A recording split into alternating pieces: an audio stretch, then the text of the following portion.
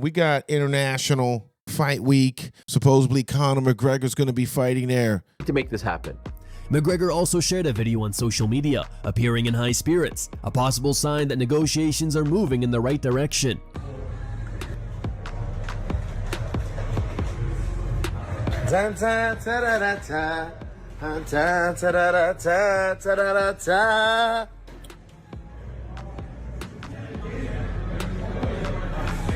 Yeah, my man. Hold this point this way. Look. Yeah. No, sure. Hold it.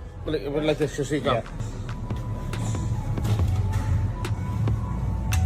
In the talks is this. We told you about the meeting 2 weeks ago. I told you it went well. PT told you it went well. At this point, I think it would be safe to say that it would be a disastrous situation. Something disastrous would have had to have happened if he's not fighting on July 11th. 2 weeks later.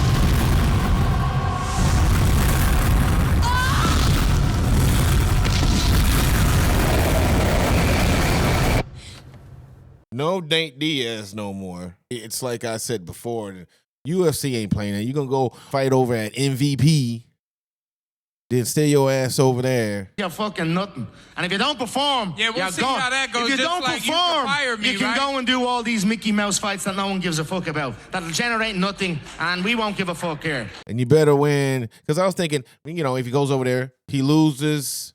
Like, why would Conor want to fight you then after losing to Mike Perry when he's boss of Mike Perry? Or how about me and Conor at the White House? You need to fight an American who can win. Your next fight, if you get through this, has got to be for a world title. You should be climbing for a world title here in this organization. Not trying to piggyback around and do this bullshit. No one cares. A world title. No one cares about this other bullshit. Who cares about that bum that I knocked out twice? Obviously nobody. So that Conor fight to me is kind of out the window when you think about it. But I'm hearing about Max Holloway. Let's play this clip of Max Holloway because Max is very cerebral. Max is very calculated when he says things. Charles isn't getting that Conor fight after that fight. I don't even think Conor wants a BMF title. I think Max is trying to tell us something there. And I would put him with Nate out. It feels to me like he's trying to tell us, like, this is what I want. And I don't think he's talking if things aren't happening behind the scenes. And these talks are going well. And I think they're going well because the UFC recognizes, hey, we need to make this happen. No. Isn't Michael Chandler supposed to be fighting somebody? Rufy. Oh, wow. So he's fighting Rufy. Wow, that's going to be a good fight. UFC Freedom 250. Oh, that's your boy! Is that the White House? Oh, shit. Oh, shit. Look at my boy Michael Chandler said, I am fighting on that White House card.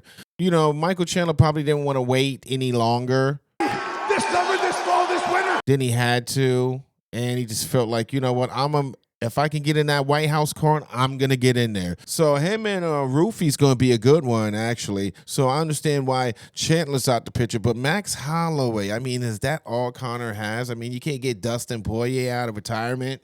Can we just clean that up? We should at least finish that Conor and Dustin trilogy the correct way. This is not over. If we have to take this outside with him, it's all outside. We don't give a bollocks. Your wife is in me DMs, hey baby. It don't make sense though, guys.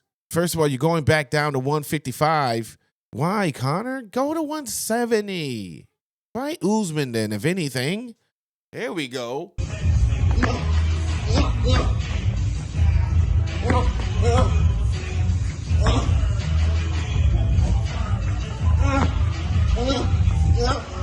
Hey, Nate Diaz ruined his opportunity by doing that MVP. But, you know, a fighter that I think should have just got with MVP in the first place was MVP. Look at me. Look at me. I am the captain now. You know what I'm talking about? Michael Venom Page, guys. I'm hearing him bitch a lot lately. Look at me, sure. Look at me, sure. I'm the captain now. It actually makes sense for him. Out of all the people, guys, I actually have to vouch that Michael Venom Page got, how can I say, fucked the worst. Didn't he, guys? I mean, think about it. He didn't even headline. You know, he's not co-main, he's not main, he's in his own backyard. And I think the majority of people in there were there to see me. So Luke Riley got the co-main event. Hey, he's young. He's 13-0. They're trying to build up these people. Wasn't that your hometown too? If I start with my own frustrations, I think it was a little bit of that, of just kind of like, man, the kind of decisions that were made, like I've spoken about in terms of being frustrated with, I think the main one for me was the fact that they've put a young kid who's super talented, who's had one fight in the UFC as a co-main event, and it was just like, I feel disrespected, you know what I mean? Michael Venom Page just got done dirty in that situation. They saved you for this card for a reason. I mean, your record's pretty good. 25-3 is great, guys. I mean, I feel like whatever negotiations that they had when they signed you is, to me, what's the fucked up part of what you're getting out of the UFC right now. This is what they should do. And Michael Venom Page, you got to understand, your last fight was kind of the same, but it was more like interesting a little bit. You got to understand, you haven't finished anybody since you got to the UFC. You are supposed to be a finisher. You're coming down to decisions all your last, and you've been winning. But the thing is, though, and then obviously, even though I haven't necessarily got the finish, I've delivered I feel like some really entertaining fights. We need to see that Michael Venom Page that is finishing people. And the last one we saw, that did not help you at all with that last fight of getting what you want. There's a lot of potential in Michael Venom Page, especially in the marketing. I think that he should have headlined this card by making him fight somebody to make him a #1 contender for either the welterweight. Oh, I know why. Because you don't want him to fight Islam, or Islam's not like, I mean, I guess it's the timing.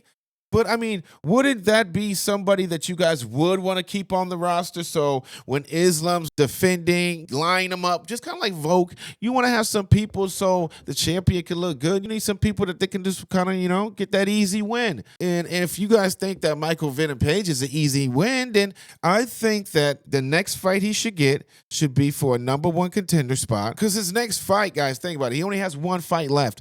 If you give him one more fight, what, are you going to give him another Sam Patterson? MVP's kind of figured out, guys. He's been not kind of figured out. I mean, MVP's been figured out to me. Quite at 100%.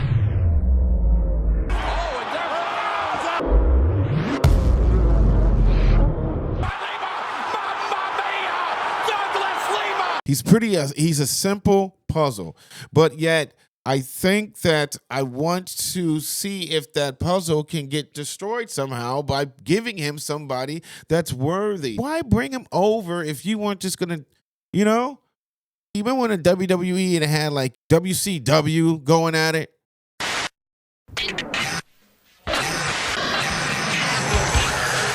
Oh, that was classic. So you want to get like somebody from the WCW and say automatically, let's give him a title shot. Boone fed Michael Chandler when he came over here. Be real, you got this shit handed to you. You got Dana White privilege. Telling me. He fought Dan Hooker, and then he was getting a title shot, right? So Michael Venom Page with a better resume than Michael Chandler, two Michaels. He's been a company guy, but I feel like he's getting fucked the worst. But again, can we get that mad when your performances, guys? It's about your performance. You come over here and you're just kind of like cruising, man. You're not trying to go all ham. We need some finishes. We need viciousness. We need the Pokeball coming out. Liver shot. It can come back. Beautiful. Runs into the jump knee and it's over. Up speed because it didn't derail. Wow. That's what we need. You guys drop it in the comments. Tell me what you think. Do you think that Michael Venom Page is going to get cut? after his last fight? Or would they keep him on the shelf just because of his name and his resume? In slavery? 360 deal? Guys, do you also think that Michael Venom Page, his next fight should be at least a contender fight? So then he can have his chance. I mean, that's what I would ask him. I would be nice enough to say, man, you came over here. You've been doing everything we asked you. You helped us out. You even helped us out with that London card. Unfortunately, we had to give you somebody trash because all these other people in welterweight, we couldn't get them at the time. And they're ducking you, whatever the case might be.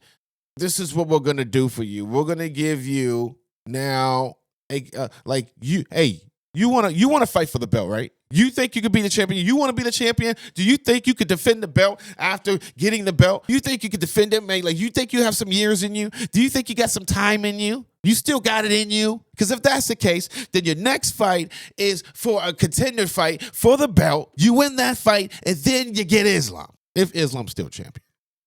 That's what I would do, guys. But that's, to me, a perfect world. So they're probably going to just give you another Sam Patterson. Cut you. Drop it in the comments, guys. Tell me what you think. Make sure you like and subscribe and hit the little bell so you can see more like this.